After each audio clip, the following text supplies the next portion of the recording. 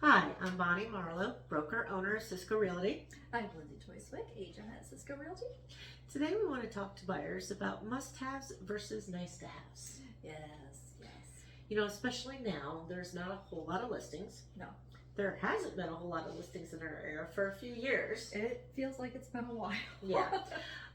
So, you know, when you need to move and there's not much to choose from, it really becomes important to determine what's a must-have Yes. versus a nice-to-have.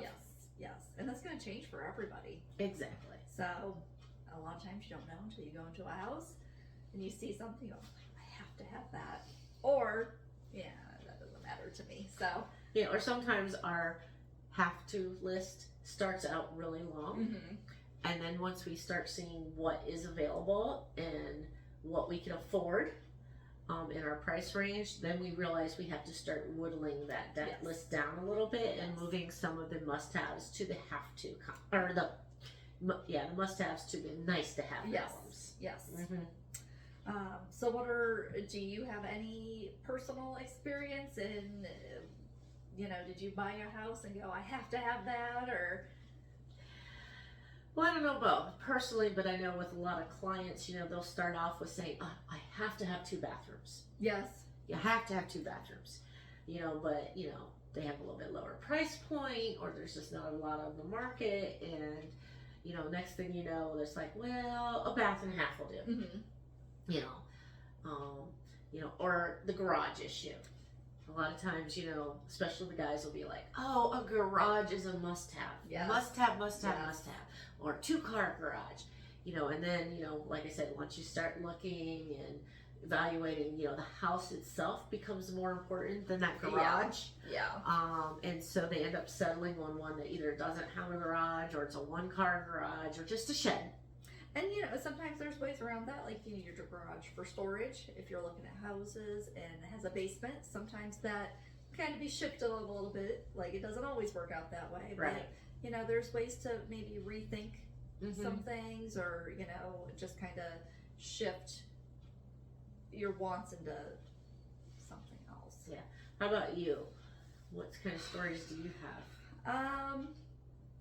On the flip side, kitchens are a very big deal. Mm-hmm. A lot of people spend a lot of time in the kitchen. Yes. Personally, I need a functional kitchen. I'd like to have a gorgeous kitchen, Mm-hmm. but I will take my functional over, marble countertops. Mm-hmm. And a lot of people are like that, I mean, ideally, most people want an amazing kitchen. Yeah. A lot of times it's either not in your budget or it's not available on the market right now. Right. So, And some of those items are things that can be added at a later Mm-hmm. date.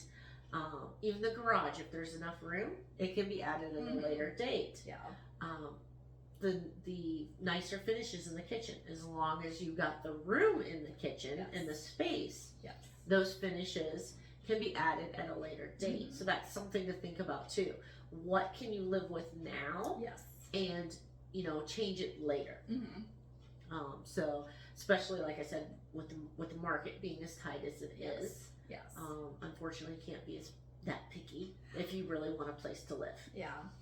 Well, and I mean, in a lot of situations, sometimes if you're selling your home and, the home you want to buy is contingent on you selling yours, you might feel a lot of pressure, Mm-hmm. because there's not a lot out there, but you're selling your home.